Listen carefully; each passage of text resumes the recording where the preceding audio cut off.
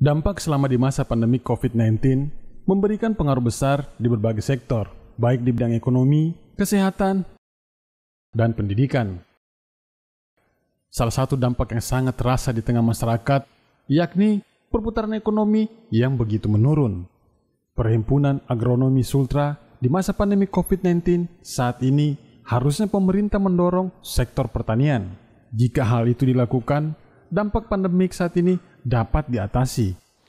Kita pertanian harus maju dan berkembang, ya. Dan terbukti di era pandemik ini salah satu yang mendukung perekonomian kita itu sekarang itu adalah pertanian.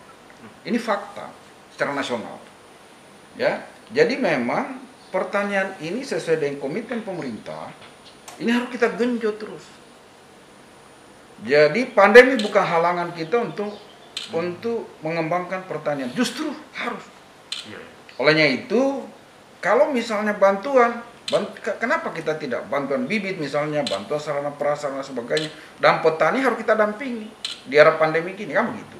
Misalnya kita harus dari segi sarana prasarana, kemudian karena terkait dengan lockdown, misalnya bagaimana distribusi logistiknya, gitu ya, transport, itu juga harus karena yang harus didamping petani misalnya di samping hasilnya juga untuk rantai untuk pemasaran misalnya hasilnya itu supaya nilai tambah atau secara ekonomi hasil pertanian itu bisa bernilai sehingga berdampak baik kesejahteraan mereka.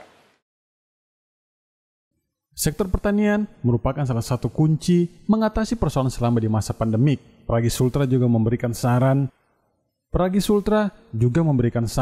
agar pemerintah serius mendorong pertanian di Provinsi Sultra. Dari Kendari, Sahdan, Mekdo TV melaporkan.